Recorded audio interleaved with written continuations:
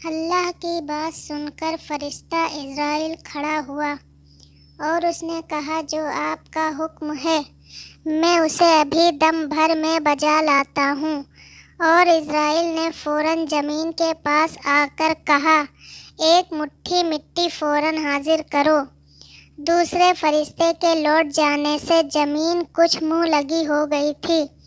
اس نے انہیں بھی وہی روکھا سوکھا جواب دے کر ٹالنا چاہا، لیکن عزرائیل نے اسے بڑے زور کی دھمکی دی، اے زمین، تو یا تو چپ چاپ مٹھی بھر مٹی دے دے، نہیں تو میں کل کو ہی تجھے ہی اٹھا کر لے جاؤں گا۔ اس گھمنڈ میں نہ رہنا کہ 3 فرشتے آ کر لوٹ گئے ہیں۔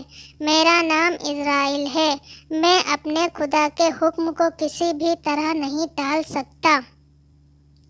بس پھر کیا تھا، زمین کانپنے لگی اور چپ چاپ ایک مٹھی مٹی لے کر اس کے حوالے کر دیا۔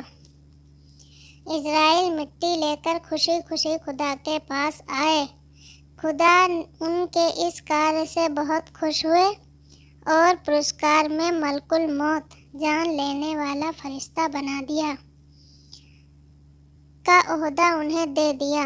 وہ مٹی جہاں آج کل مکہ نامک نگر ہے وہاں رکھی گئی اور اس پر اللہ نے 8 برس تک ورشا کی تو وہ شدھ ہو گئی۔ اس کو خدا نے 40 دن تک اپنے ہاتھوں سے گوندھ کر آدم کا پتلا بنایا۔ کچھ مٹی بچی رہی تو اس سے خدا نے کھجور کا ورکش بنا دیا۔ پھر وہ پتلا 40 برس تک زمین پر ہی پڑا رہا۔ 40 برس بعد خدا نے اس میں جان ڈالنے کا حکم دیا تو اس کی روح کو طباق میں رکھ کر نور سے ڈھانکا گیا اور اس طباق کو 70,000 فرشتے آدم کے پاس لائے۔ پھر روح کو کہا گیا، اے روح، تو اس پتلے میں پروشٹ ہو جا۔ روح نے کہا، ہے اللہ، میں پرکاشوان ہوں اور یہ پتلا اندھکار میں ہے، پھر میں اس میں کیسے پرویش کروں؟ خدا نے کہا، نفرت کے ساتھ گھس جا، اور روح ناک کے راستے سے پتلے کے دماغ میں پہنچ گئی اور لگ بھگ 200 برس دماغ میں ہی گھومتی رہی۔ 200 برس دماغ میں گھومنے کے بعد وہ شریر میں جس استھان پر جاتی رہی وہاں وہاں کی رگوں میں ریشہ ماس لہو بنتا گیا۔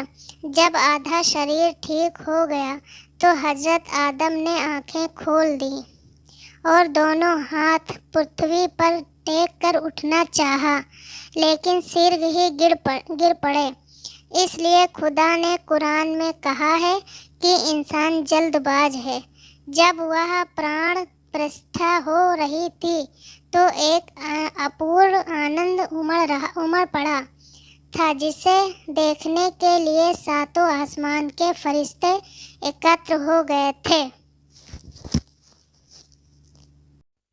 یہ تھا کہانی کا دوسرا بھاگ۔ اسی طرح کی کہانیاں سننے کے لیے چینل کو سبسکرائب